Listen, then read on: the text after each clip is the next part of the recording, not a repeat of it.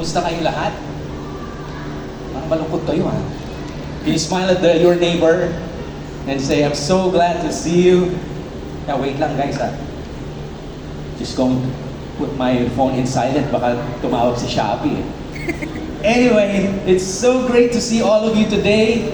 I hope you've had a great lunch. Katulad ng sinabi ko last week, some of you guys are feeling the MSG, yung Ajinomoto, yung hinaantok. But I hope as we study the Word of God today is gisingin kayo ni Lord.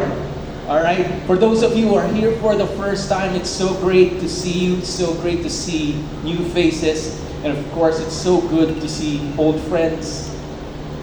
And of course, all of you guys, ang sarap lang makita na nandito tayo lahat, praising God and studying His Word. My name is Blue. I'm one of the pastors here at Victory Pampanga.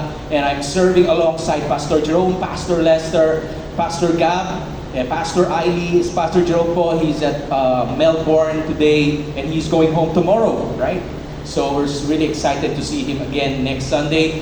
But for this Sunday, you guys are stuck with me. Okay? Okay lang yun kasi pareho naman kami, no? Pareho naman. So, don't tell him I said that. Yeah, anyway, we're landing this series today entitled Faith Like No Other. Sabihin nyo nga, Faith Like No Other. Yeah. And for the last 3 weeks, we've been talking about stories about faith. The first week, we talked about Noah and the flood, about the faith to obey. Na kahit na merong mga times na makakabasa ka sa Bible na parang napaka-imposible naman ito, Lord, parang hindi ko kaya to. But you have the faith to obey the Word of God because you know it was God who commanded you to do that. And then the other week, we talked about Jonathan and his armor bearer and about the faith for the impossible. Na there are times in our life na feeling mo the problems that you have are so insurmountable na ito wala na to, defeated na ako. Pero alam mo na si God kasama mo and you have faith to face those impossibilities. Last week we talked about Elijah. Sinong nandito last week? Anybody? Ayan. And if you still remember, last week we talked about the story of Elijah na sometimes parang ganun din tayo, no? Dumadating tayo sa point na parang papahagod tayo, na ayaw na nating mag-church, ayaw na nating mabuhay, gusto na natin sumuko, but then you hear God's gentle whisper in your life, and then you get that faith to continue life. Now today, we're going to talk about the story of Esther, Mordecai, and the plot to kill the Jews. And we're going to talk about the faith to take risk. The faith to take risk. And I'm going to read from Esther chapter 4, starting on verse 11. Could I just request everybody to stand as we read the Word of God?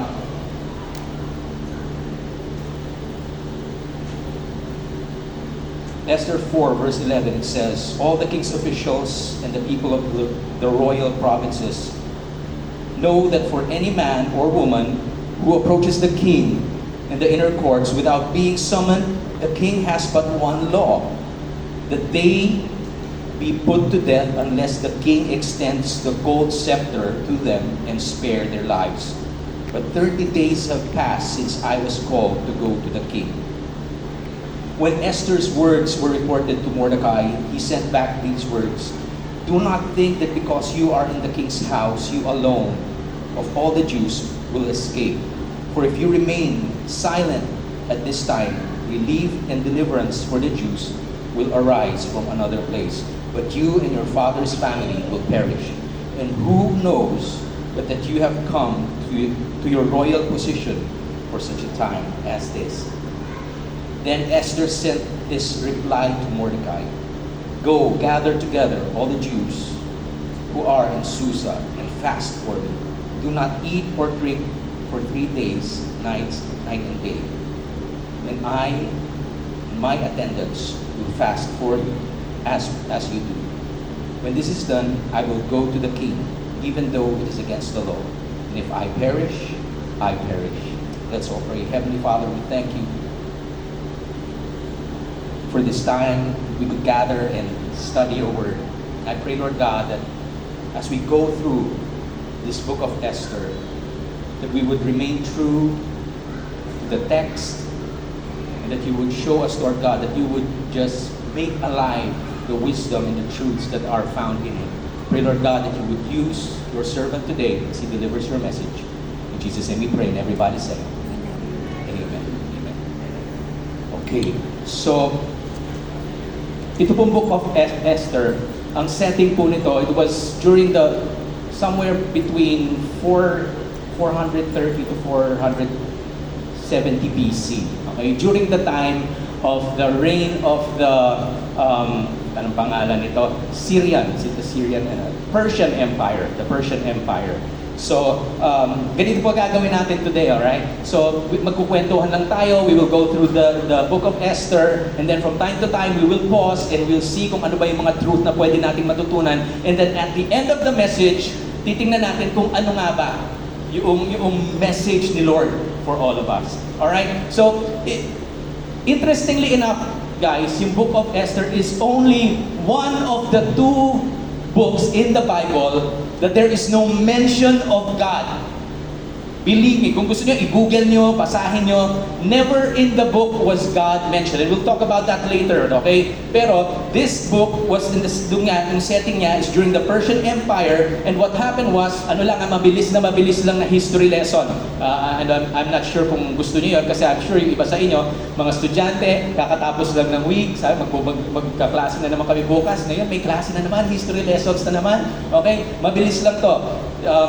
Some of you know this. There was a time na God put judgment on Israel, and because of that, yung Babylonian Empire, let me show you a map, no, para lang alam natin. Hindi po weather report ito, okay? Makakala niyo weather report eh. Alright? You could see the map here of the Middle East. Ito po yung Saudi Arabia, at least modern Saudi Arabia. This is Egypt.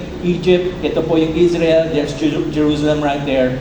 And this is Babylon, modern day Iraq. And this is Persia, modern day Iran. Alright?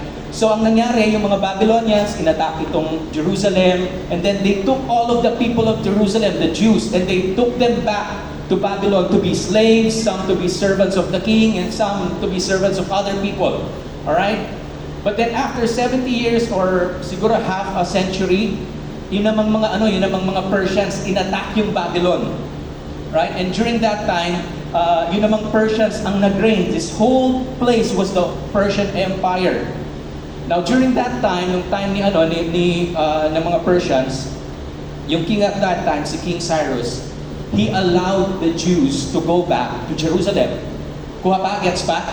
Gising pa? Alright. So some of the Jews, they went back to Jerusalem. Bumalik na sila.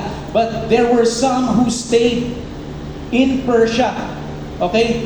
In fact, sinasabi ng mga scholars, 80% of the Israelites, 80% of the Jews decided to stay. Now, why would they stay, di ba? Meron na nga silang go signal para bumalik sa Jerusalem. Maybe, I'm just assuming dahil yung iba, ayaw nang mag-build ng temple, ayaw nang mag-build ng walls. They have already established their livelihood in Syria, in Persia. So, ayaw na lang bumalik. Lumaki na yung mga pamilya nila doon, yung mga anak nila nagsilakihan na. Of course, 70 years ba naman sila nandun? They have adjusted to life doon sa Persian Empire. In fact, some of them even made their way to further east dun sa Susa, which yung sila Esther, dun sila pumunta. Bakit sila pumunta sa Susa? Well, just think of it this way. Yung pong Susa at that time was the capital region of the Persian Empire. And maraming opportunities. It's like siguro mga tiga Pampanga, pupunta tayo ng Manila, pupunta tayo Makati, pupunta tayo BGC because we think na malaking opportunity doon. And parang ganun. So, ganun ang isipin natin. No? So, doon sila pumunta. But that was the setting of our story today. Now, ang question siguro sa inyo, bakit pa natin kailangan pag-isipan to? Bakit natin pinag-uusapan ito? Well, the reason why I'm telling you this because I want us to capture yung meaning nito sa atin. Because whether you know it or not, this is also our story. Ganito din tayo ngayon eh. Alright, let me just explain. Sabi natin kanina, some of the Jews went back to Jerusalem. They went home. And some of them stayed. Okay? Sinasabi po sa Hebrews chapter 12 verse 1 that some of us have already gone before us. Maybe hindi literally lumipat sila ng ibang province or what, but they've gone to the Lord. Mga Christians na nauna na sa atin. Tayo, nandito pa rin tayo sa world, which is our Persia. Gets natin? Sabi natin, they were well settled and prosperous. It's the same thing sa atin. Nakapag-settle na tayo dito sa world eh. We have our work, we have kids, we have a family, we have houses. Some of us are enjoying yung prosperity na meron sa atin ngayon. So okay na tayo, chill lang tayo dito. They were a minority. Remember, they were Jews. They were not the primary race sa Persia, but they were a minority, just like us. I know here in the Philippines, palagi natin sinasabi, majority is Christian. Pero if you just really think, sino ba doon yung mga practicing Christians? Who are the real disciples? We are still a minority. Another one, we are far from home. We all know that, diba? This is not our home. The Bible says we are not of this world. We are in the world, but we are not of this world. Ultimately, our home is in heaven, so we are just passing through our life here. And lastly, they were true to our heritage. They were still Jews. They were still practicing what Jews did. And we are here on earth. We are Christians, and we are doing our best to be a good disciple of Jesus. Okay ba yun? How many of you here are trying your best to be good disciples of Jesus, followers of Jesus? I hope so. I hope so. Ganun tayo, no? Anyway, so this is what we're going to do. I'm going to start with Esther chapter 1, and then we're going to go through the whole book, 10 chapters. So I hope kumain kayo. Matagal po itong, I'm just kidding. Yung iba naglaki yung mata, eh, no? Ano pa akong gagawin, mami? Maglalaba pa ako. No?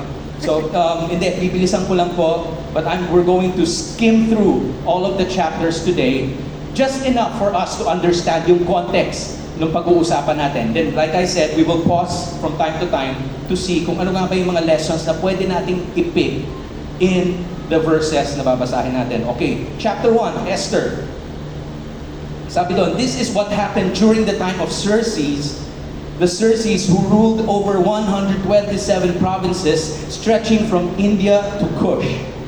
At the time King Xerxes reigned from his royal throne in the citadel of Susa, and in the 3rd year of his reign, he gave a banquet for all of the nobles and officials, the military leaders of Persia and Media, and princes.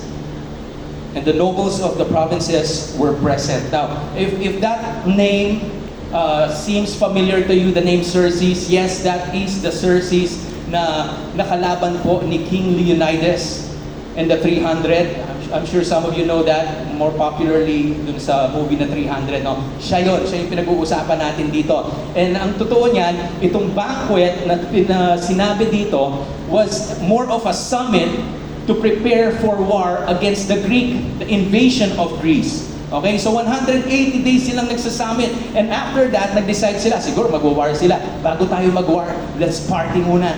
Malay nyo, iba sa inyo, hindi na bumalik. Enjoy na natin to, gano'n, no? So, nag-enjoy sila. 7 days silang nag-i-enjoy. Now, during that 7 days, dun sa last day, ng party nila, medyo lasing na si Xerxes, no?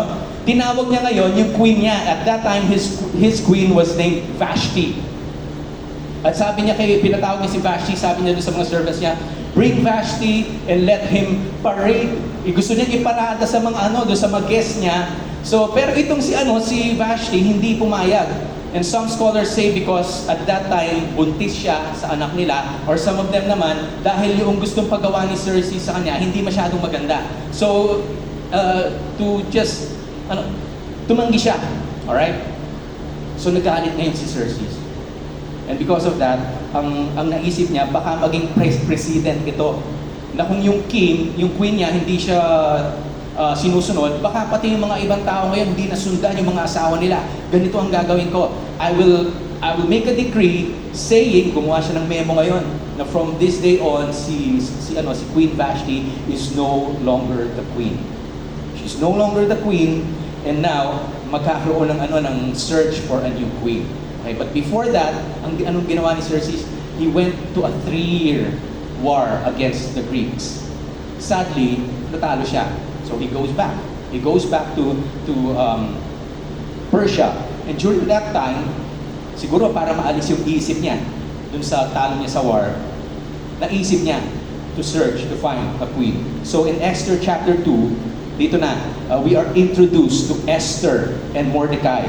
Okay? Sabi doon in verse 5 and 7, now there was in the citadel of Susa a Jew of the tribe of